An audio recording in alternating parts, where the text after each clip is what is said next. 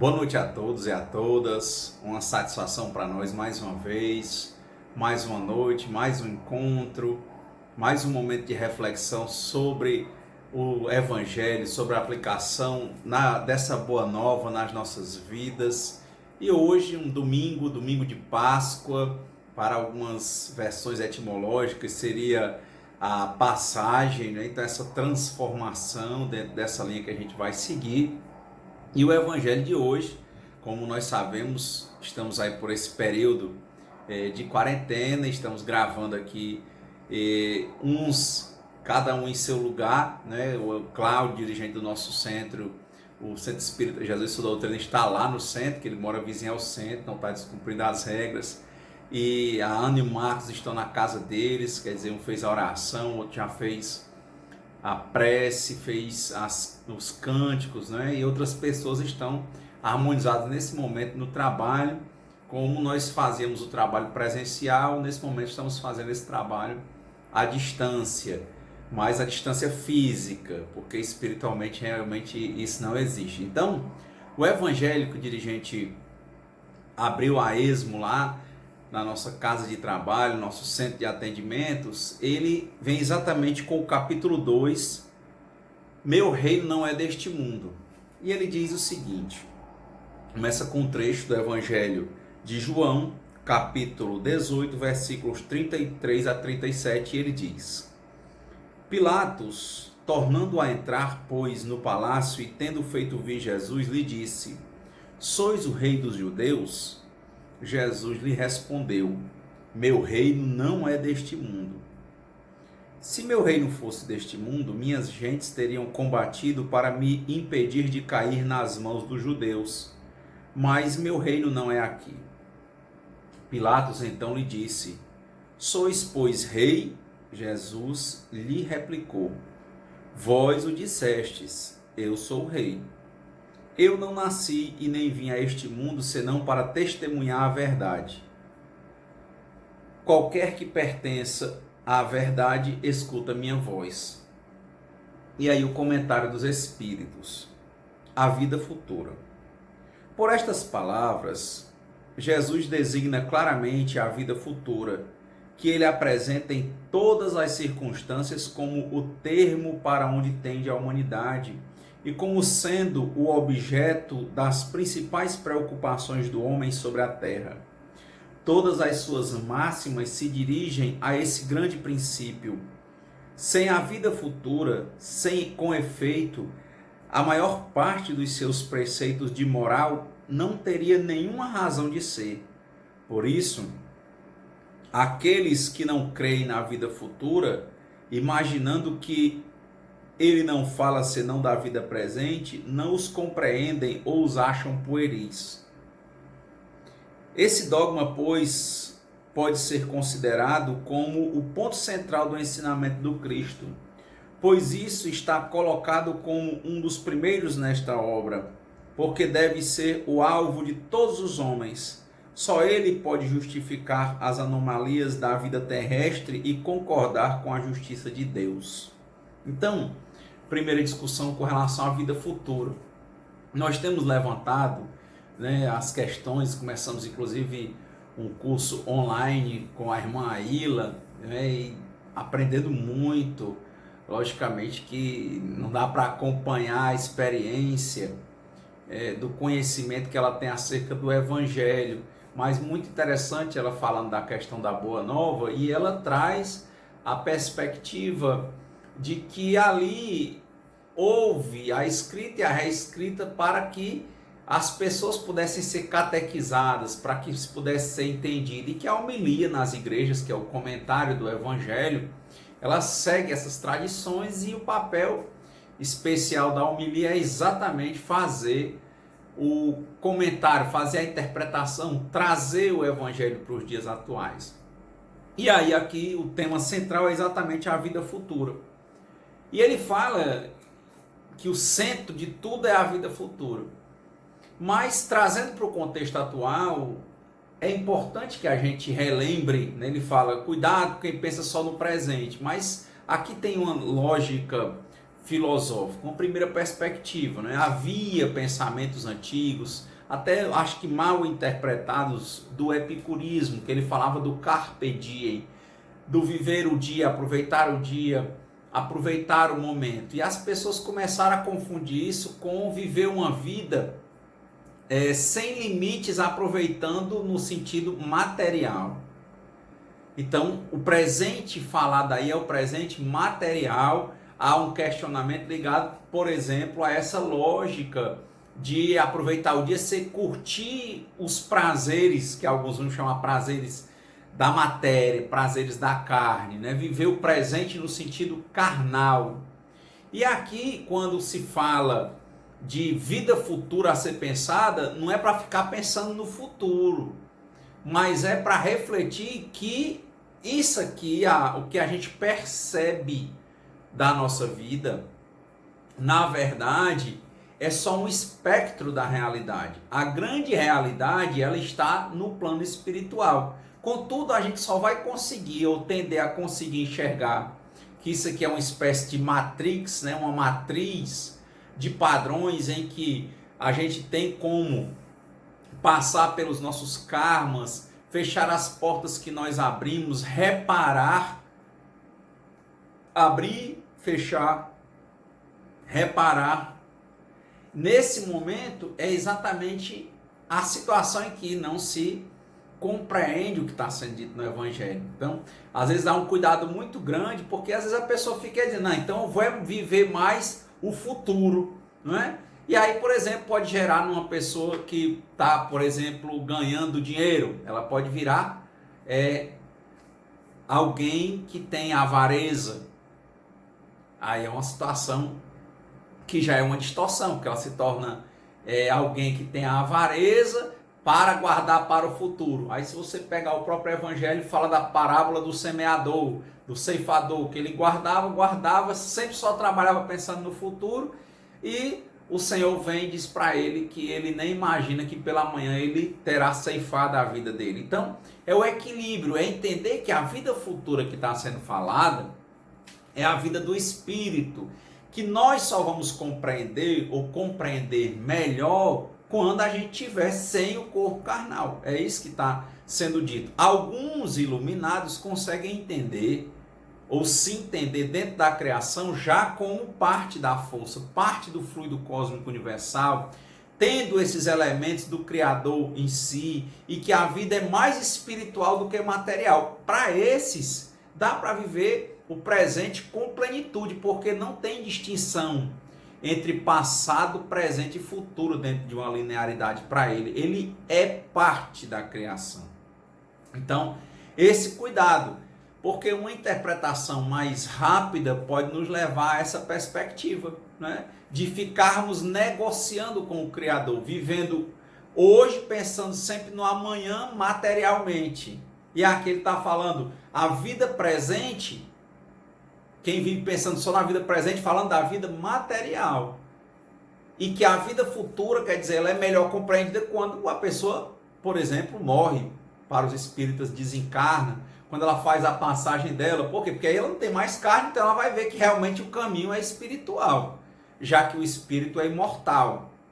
Então, é importante isso. Lógico que cautelas são importantes, como nos sonhos, né, de José do Egito, que ele falava, por exemplo, da vaca magra, os sonhos lá do faraó, a vaca magra, a vaca gorda. Quer dizer, quem vive de forma equilibrada tende a ser alguém que é econômico, por exemplo. Economia vem de oikonos, né, de esse regimento das coisas dentro do lar, de equilibrar os escassos recursos para atender às necessidades ilimitadas, né, que as pessoas têm no dia a dia. E a pessoa tende a uma corrente mais minimalista, a consumir o mínimo, o necessário. E lógico que essas pessoas tendem a ter o maior controle financeiro, e isso materialmente tende a sobrar para os momentos de necessidade. Ele não esbanja. Aqui no Ceará se falava muito que desperdício, né, destruição, como diz aqui no Ceará,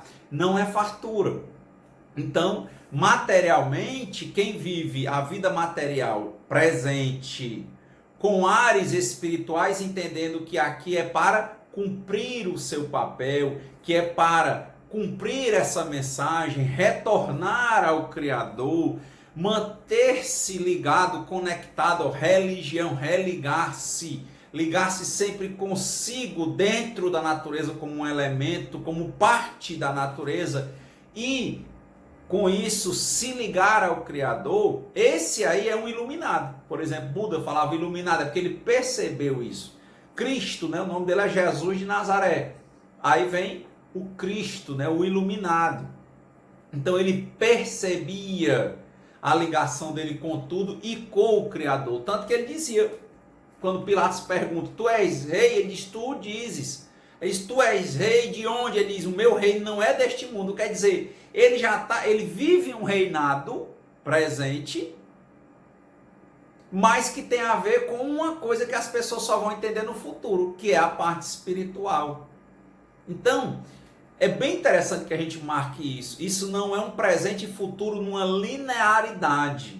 É um presente e futuro desse espírito Renato, que está aqui encarnado na matéria, e o Renato que pode, dentro da matéria, perceber que todo o objetivo da existência, ele é espiritual, no sentido de que eu venho para me tornar melhor do que eu mesmo, sem querer ser melhor do que ninguém, mas para que eu possa melhor interagir com todos, e com tudo, e com todas as situações. Aí eu consigo viver passado, presente e futuro num momento só. Eu consigo ser um em todos os reinos, eu consigo participar da força. Isso Cristo conseguia. E outros só vão perceber isso quando desencarnarem.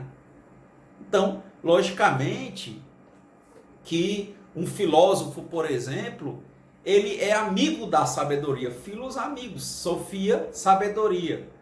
Um espiritismo, ele é um misto de filosofia, ciência e religião. Então, ele é um pouco do amigo da sabedoria. Ou seja, ele não está dizendo que ele é perfeito. Ele está dizendo, por ser espírita, que ele busca a perfeição, que ele se trabalha no sentido da perfeição. E ele entende que a perfeição está onde? Na origem, no Criador. E aí é que vem. Se você pensar numa linearidade, é passado. Hoje você é presente. E amanhã é que retornaria para o Criador. Então veja, a concepção de linearidade, ela não se aplica ao caso de passado, presente e futuro aqui. A questão de passado e futuro é no sentido do quê? Presente, encarnado. Futuro, desencarnado. Presente, matéria e espírito. Futuro, espírito. Então é pensar nas questões, priorizando em tudo o espírito. E o espírito toma como o perfeito, o Criador. E o Cristo como o melhor exemplo que já pôde ser dado dentro dos nossos limites e compreensões na matéria, neste planeta. Tem até o livro A Caminho da Luz, do Emmanuel, que ele fala dessas evoluções e o papel, o lugar do Cristo, por exemplo. Muito importante vencermos também essa lógica da heresia da separatividade. Nós temos que trabalhar uma lógica que converge com todos. Por quê? Porque todos fazem parte. É o modo deles compreenderem, por exemplo, o papel da criação, o papel na criação. Então, quem se entende no presente, sem linearidade, fazendo parte das coisas, não sendo o dono, tende a não precisar sequer pensar em passado e futuro, porque ele já vive uma vida que para esse evangelho é futuro, ou seja, ele vive uma vida espiritual. Ele vive buscando o seu papel, sendo útil, sendo necessário para ele e para os que estão à sua volta, alimentando, se energizando, alimentando a sua chama, a sua pequena chama, para que ela esteja sempre pronta para ceder fogo para quem precisar. Mas como é que, se ele não alimenta, se ele não se religa espiritualmente constantemente, de forma constante, aí as diferenças. Cuidado com quem pensa em viver o presente material e esquece que no fim das contas e no começo de tudo era espírito. E parabéns a quem consegue viver agora na matéria e está buscando a priorização da vivência no espírito. Ou já está, quem sabe, não tem algum iluminado por aí, iluminado vivendo passado, presente e futuro no momento só. Sendo essa chama que cumpre o papel dela, não precisa ser uma grande chama. Basta ser a chama no lugar e no tempo necessários para quando o Criador e a criação precisarem dele. Então, esse é um evangelho relevantíssimo. Ontem eu tive a oportunidade de reler o Evangelho de João. Eu peguei da Santa Ceia até o final do Evangelho de João. Interessante que à noite eu fui fazer esse curso da irmã Aila. E lá no curso ela falava exatamente que só João dizia que o que está lá no Evangelho não é toda a vida do Cristo, ali não é uma biografia. E muitas das coisas que o Cristo falou nem sequer constam no Evangelho. Consta o que eles achavam que era útil e relevante para aquilo. Tem até no Espiritismo um livro chamado Boa Nova, em que no plano espiritual conta o irmão X, né, Humberto de Campos, numa psicografia de Francisco Cândido Xavier, ele conta que lá quando você chega no plano espiritual, ou que aqui esse plano espiritual é vida futura, lá se comentam várias passagens da vida do Cristo que não constam nos evangelhos, nem nos 4 evangelhos bíblicos normais, nem nos textos apócrifos, inclusive nos pergaminhos que foram encontrados no Mar Morto, em textos que saíram no índex, que foi uma seleção feita pela igreja em determinado momento da história, quando fizeram a Bíblia, que foi a junção de todos os textos, principalmente pegando a parte do Antigo Testamento, para melhor entender talvez a parte da Torá judaica, para juntar com o Evangelho e fazer a Bíblia, por exemplo, e os Atos dos Apóstolos e toda essa sequência, Apocalipse e por aí vai. Então, dentro dessa perspectiva, lá no livro Boa Nova, ele conta várias situações do Cristo, por exemplo, que não constam aí no Evangelho bíblico tradicional. Há isso muito importante, vi lá o professor ensinando sobre o que são os evangelhos sinóticos, quer dizer que tem similaridades, que são Marcos, Lucas e Mateus, e colocou as diferenças do Evangelho de João. E aí eu já acrescento aqui a nível espírita o Evangelho segundo o Espiritismo, que vem os comentários, mas não traz passagem nova. Mas se você pegar o livro Boa Nova, que quer dizer Evangelho, na tradução portuguesa, né, você vai encontrar várias outras passagens do Evangelho. Um livro muito bonito, muito edificante, muito agradável de ler e muito marcante para as nossas vidas, para qualquer pessoa. E com relação à diversidade de religiões que levam a esse plano futuro, né? Futuro no sentido espiritual, uma das passagens mais lindas que eu tive a oportunidade de ler foi quando li um livro que é em torno de 2000 anos antes de Cristo, ele foi escrito, né? É o livro chamado Bhagavad Gita, né? Ou Gitan, como Raul Seixas quis chamar, que é um livro que está dentro do grande poema que conta a história da Índia, né? Que é o Mahabharata. E lá é uma história em que Arjuna, que era um príncipe, dentro de uma história toda, era exatamente porque um rei deixa 2 filhos, o primogênito vai reinar e os filhos dele acabam pegando e expulsando os filhos do outro, do irmão que não ficou como rei. E eles eram grandes guerreiros e representavam a parte espiritual. E esse que ficou no poder representava a parte material. E eles vêm para um campo de batalha. E na hora da batalha, dessa questão do espiritual com o material, que é o que simboliza o livro, que é a mensagem, né? O livro, a tradução disso é exatamente a mensagem do Senhor. O grande guerreiro, o grande líder deles, que era Arjuna, ele para no meio da batalha e fica na dúvida se ele batalha ou não batalha, porque do outro lado ele está vendo amigos, parentes, irmãos, primos, né? No sentido de sangue, deles e pessoas que ele amava muito, e por que ele ia ter que viver aquela batalha. Então vem toda uma mensagem dizendo que nós temos que cumprir o nosso papel. Por mais difícil que ele seja, nós temos que cumprir o nosso papel para que a gente atenda aos desígnios da criação, para que nós cumpramos o nosso dever. Acho que a palavra mais forte no livro é essa: cumprir o seu dever, fazer a sua parte. E ali a Arjuna fica em dúvida se ele faz ou não faz. Quantas vezes nós também não estamos em dúvida? E o cocheiro dele, ele não percebe mais, era exatamente uma encarnação de Krishna. Um dos nomes de Brahma ou de Vishnu Narayana para eles, né? Um dos grandes, o maior, o Deus, né? O Criador, pode-se dizer assim, em uma das interpretações da obra. E lá ele se apresenta para ele e começa a dar os conselhos, por isso que é o cântico, a mensagem do Senhor.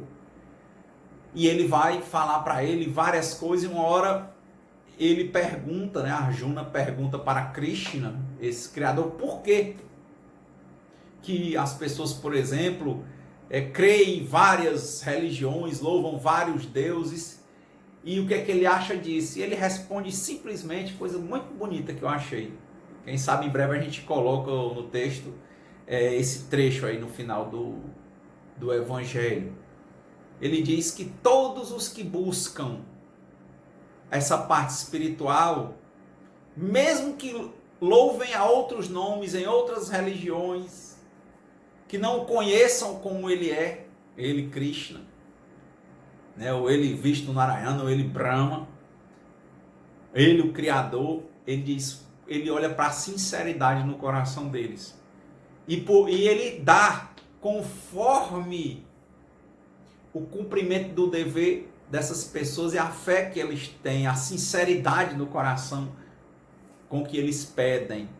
Ele não tem essa questão de disputar, de ser A ou não ser B, de se eles estão pedindo a outro Deus, eu não dou. Ele diz, não.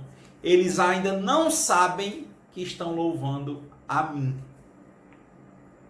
É o modo que eles entendem. Então, eu os amo e eles me amam sem saber. É isso que Krishna diz. E por isso eu concedo a cada um conforme a sua atitude, o seu cumprimento de dever, o seu mérito e o seu amor a quem ele está dizendo que no final das contas todos são eu. Eu sou todos eles. Interessante, né, que o próprio Raul Seixas, quando fala na música Gita, ele vai dizer, eu sou a luz das estrelas. É o que ele está dizendo. Se alguém ama as estrelas, fala pela lógica dos astros, é o Criador que ele ama. Por mais que ele não saiba, por mais que ele se diga até ateu. Mas se ele é sincero nisso, se ele cumpre, tem uma vida espiritual dentro da matéria, ele está vivendo o futuro, em que ele vai ser só espírito. Vivendo o presente, olha aí, parece um paradoxo, né? Parece algo prolixo, complexo, longo de se entender. Ou seja, viver o presente de verdade, vivendo a matéria e o espírito de forma equilibrada e priorizando o espírito, é viver o futuro. E aí ele diz, né? Quer dizer, eu sou a luz das estrelas. Quer dizer, quem ama as estrelas me ama. Eu sou a cor do luar. Quem ama a lua me ama. E é interessante que no livro dos Espíritos também fala de panteísmo, né, que diziam que Deus está em todas as coisas, no sentido que Deus é as coisas. E os Espíritos explicam, Deus está em todas as coisas, mas Ele não é as coisas. Mas é tão fantástico que a gente conseguir casar o livro de 1857, o livro dos Espíritos, com o livro Bhagavad Gita, 2000 anos antes de Cristo, para a gente entender que há uma convergência, que não há divergência, que a gente não precisa estar disputando, mas a gente precisa estar se harmonizando, fazendo parte, interagindo, porque o Criador entende que quem é sincero de coração, quem valoriza, prioriza o espiritual, é a ele que prioriza, está cumprindo o seu papel, o seu mistério, fazendo a sua parte, o seu dever.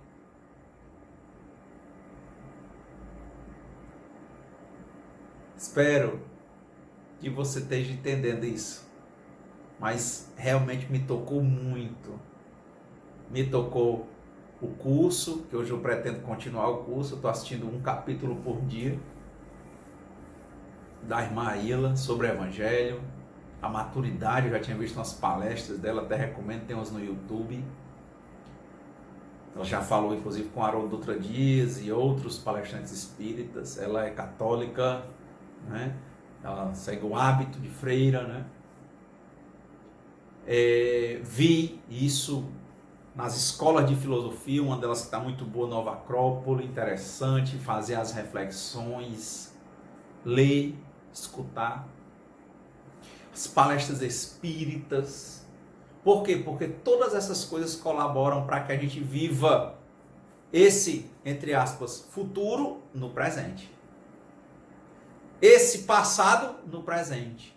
Faz com que a gente entenda passado, presente e futuro como uma coisa só. E não tem a heresia da separatividade. Por quê? Porque nós somos tudo com o todo. Isso é muito forte, é muito interessante. E o papel desses livros, dessas palestras, desses comentários, é exatamente fazer com que nós sempre relembremos que por mais materiais, seja na abundância, seja na dificuldade, seja no medo, seja na dor, seja na alegria, seja na tristeza, isso tudo faz parte da criação, da matéria, mas a nossa vida real ela é em espírito. O espírito está aqui e é imortal.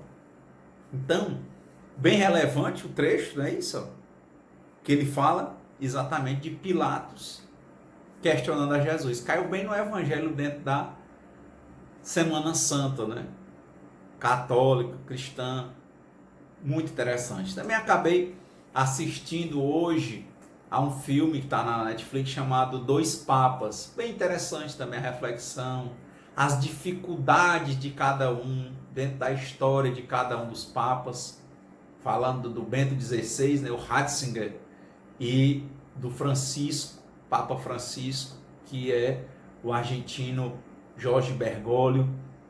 Muito interessante, porque eles, dentro da saga espiritual deles, dentro da saga do herói que todos nós temos, eles tiveram chamados, tiveram as dificuldades, teve a hora de ficarem isolados, teve a hora de amadurecer, teve a hora de errar, e teve esse momento, porque são dois senhores, dois idosos, em que eles retomam o caminho deles, que na verdade eles nunca deixaram de buscar, dentro de uma lógica de equilíbrio, com maturidade.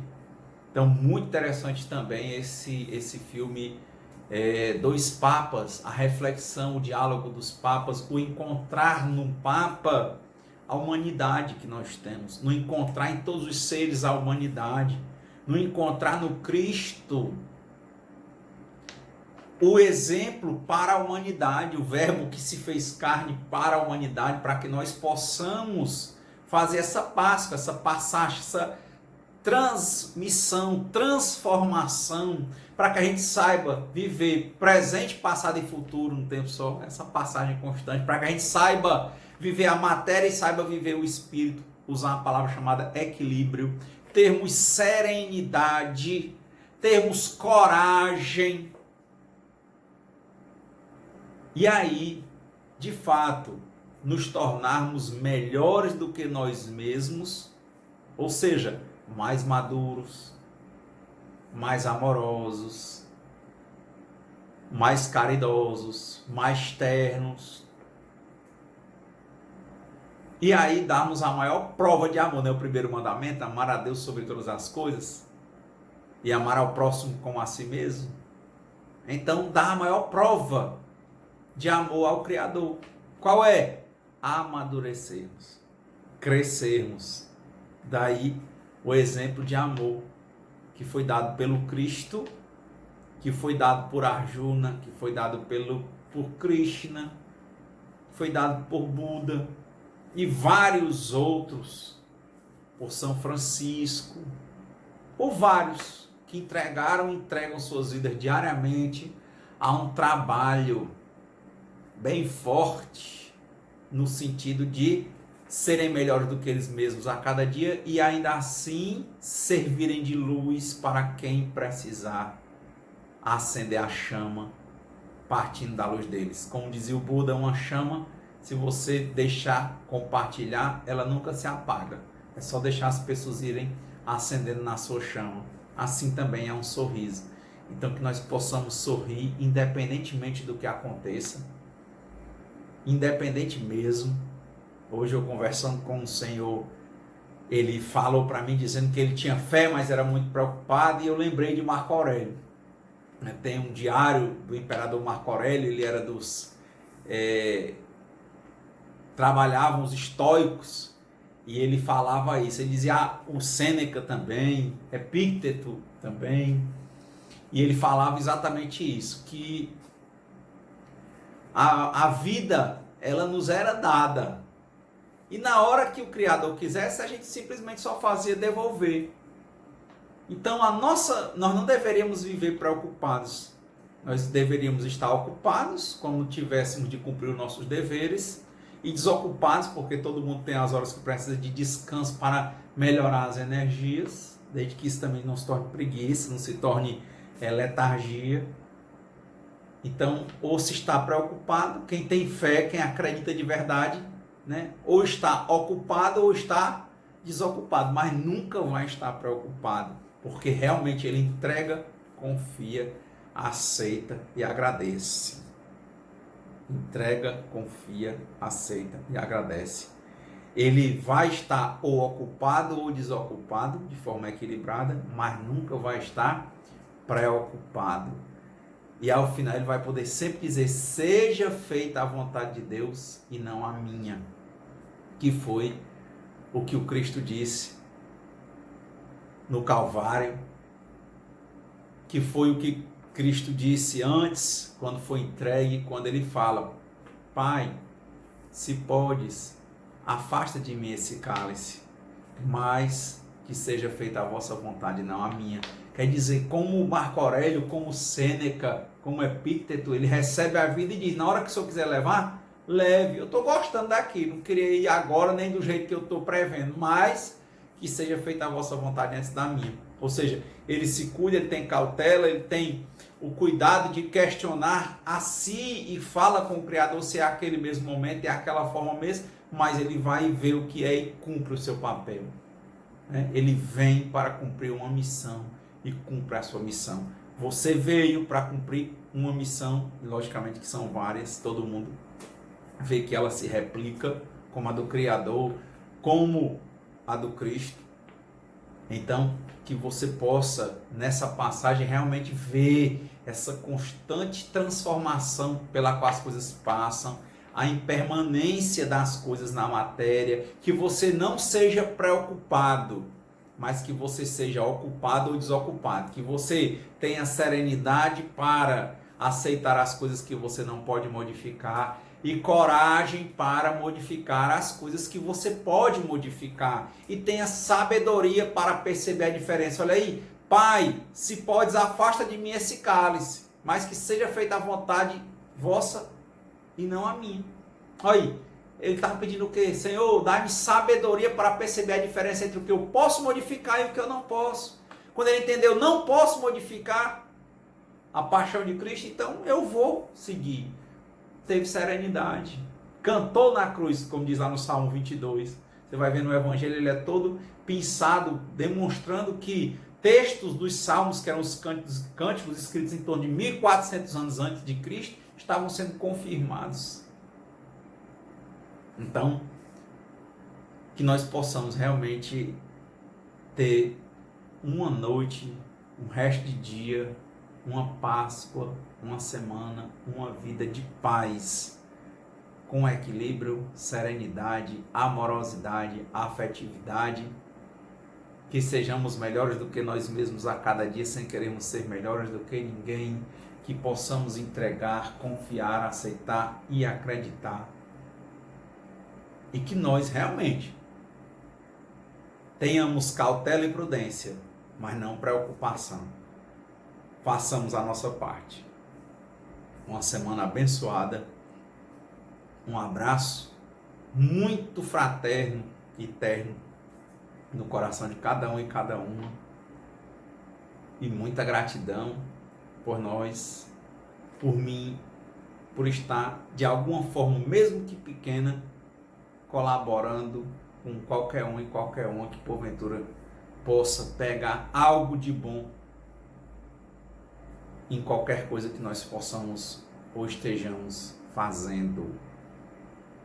E para tudo, como disse o Buda, quando eu te mostrar a estrela, olhe para a estrela, não para o meu dedo. Viva! Seja muito feliz. A sua fé em deuses e imagens não é senão o alvorecer da fé em mim. Adorando essas formas e concepções, eles querem adorar a mim sem o saberem. E, em verdade te digo, eu aceito e recompenso essa fé e adoração, uma vez que seja honesta e conscienciosa. Esses homens fazem o melhor que podem, conforme o estado de seu desenvolvimento, e receberão os benefícios que procuram, conforme a sua fé. Todo benefício, porém, emana de mim. Tal é o meu amor, a minha razão e a minha justiça.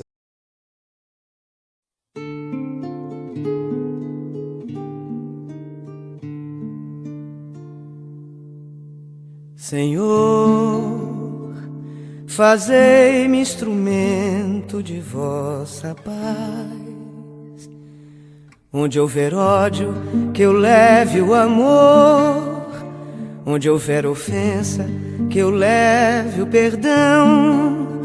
Onde houver discórdia, que eu leve a união. Onde houver dúvida, que eu leve a fé.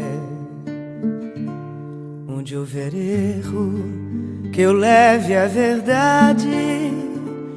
Onde houver desespero, que eu leve a esperança.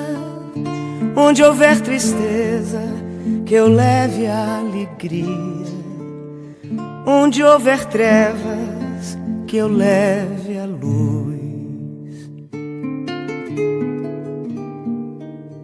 Ó Mestre, fazei que eu procure mais consolar que ser consolado, compreender que ser compreendido, amar que ser amado, pois é dando que se recebe, é perdoando que se é perdoado, e é morrendo que se vive para a vida eterna.